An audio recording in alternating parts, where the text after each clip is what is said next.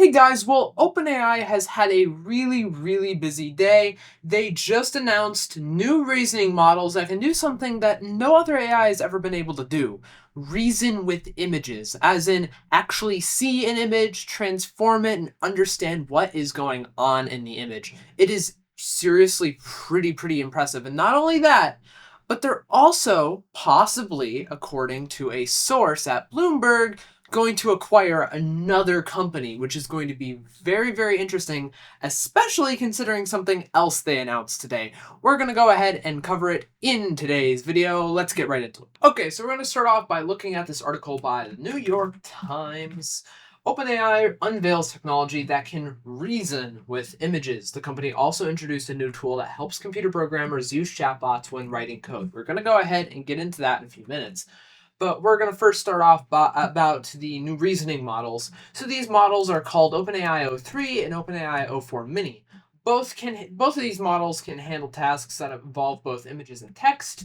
As with any new AI model, obviously there's a bunch of improvements. If we go to OpenAI's blog, we can see that, oh, this model is much better at so-and-so task, and it's much better at so-and-so other task, and yada yada. We kind of get the whole picture already. Like, obviously with any new AI model, there's going to be improvements in benchmarks. And obviously that has some real world effect, but it's not always something that's ultra significant.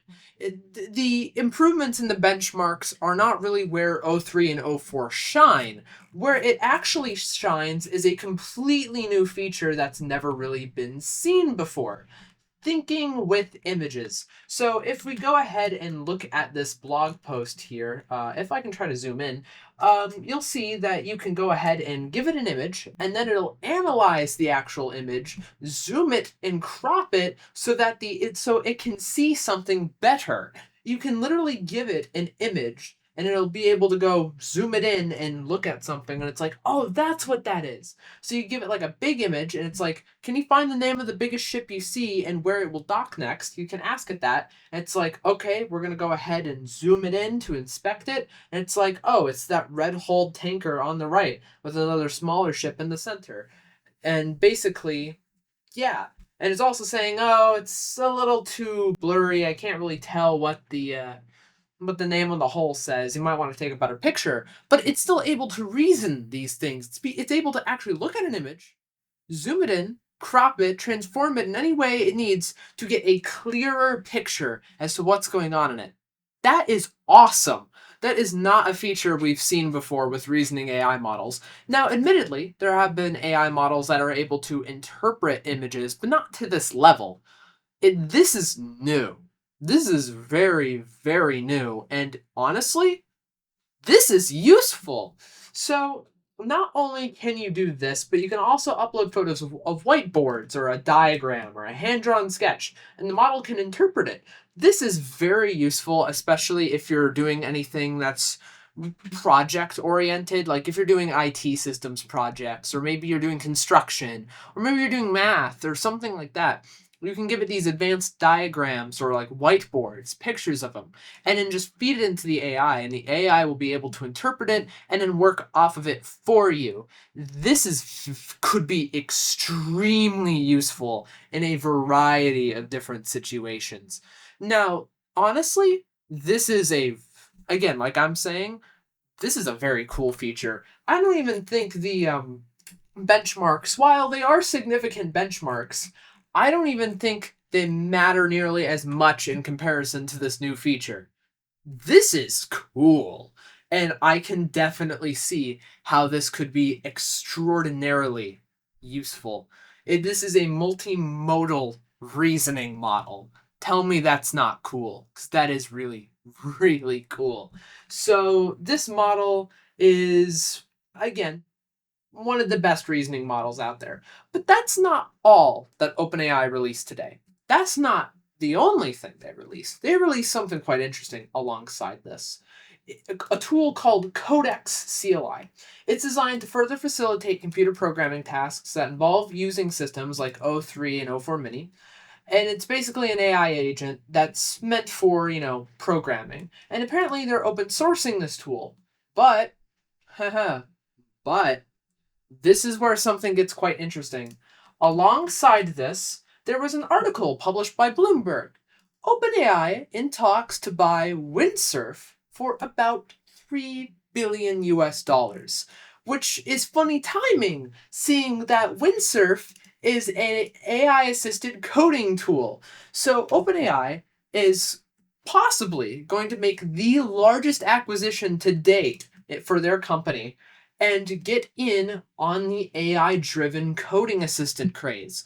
Now, if you haven't already known, and admittedly, I wouldn't blame you because not everybody follows programming stuff, that's fine. But there is a big usage of AI in most computer programming scenes and at a lot of companies too. There are many tools to do it. Microsoft has their own tool. A lot of other companies have their own tool. There's a million and one different options to code utilizing AI. And it's a very popular thing, especially having code editors and like in coding environments that have AI prepackaged into it in order to help you along with your programming tasks.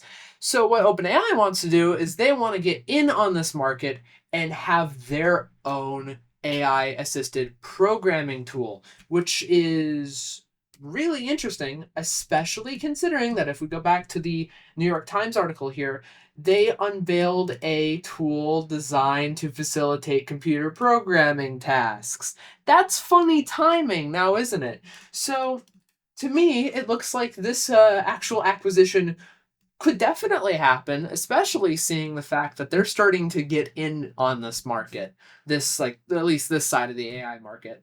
It's definitely possible. It would be a very big merger, and it would definitely boost their AI dominance in the industry. But then again, it also starts to raise questions of whether or not we'll start seeing something like an AI monopoly. It wouldn't surprise me, and honestly, it might happen. Um, that would actually be kind of interesting to see if that ends up happening. But they are definitely a dominant force. They're not stopping anytime soon, and they are now going to get bigger, at least assuming this acquisition goes through. And it wouldn't surprise me if it did. It would not surprise me one bit if it did. Now, what does this mean for you? Well, what this means for you is that if you're a computer programmer, you're going to be you should really keep on the lookout for this new OpenAI tool that might end up actually becoming a thing. Now, admittedly, Windsurf isn't the most popular AI-driven coding program out there. I think the most popular one at the moment is Cursor.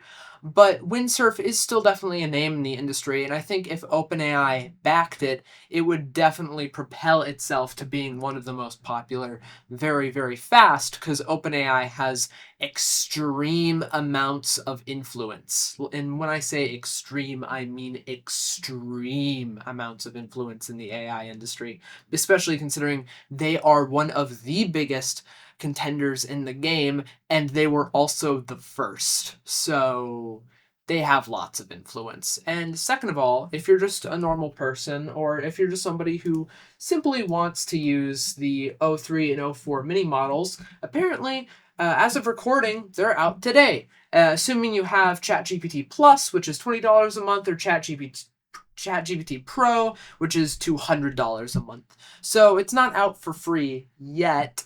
And if so, if it ever comes out for free, it's probably going to be in a much smaller footprint. But outside of that, you should be able to utilize these services, assuming you pay for ChatGPT, very quickly. Which, honestly, I could see myself getting some use out of some of these new features. They genuinely look useful. Being able to now, admittedly, AI has been able to observe what's in an image before, but not to this scale. It's able to do it alongside with reasoning, which is something that, as far as I'm aware, has never existed before. It's never been able to not only look at an image, but also do reasoning. That is a very big leap forward and with AI models, and it makes me kind of curious to see what OpenAI has up their sleeves next because they most likely have some more tricks up their sleeves here. I'm not going to lie to you. So that is about it for today's video. OpenAI has had a very, very busy day, it seems. They've got all sorts of stuff going on. Let me know what you think in the comments down below. Take care, you guys, and remember to stay safe out there.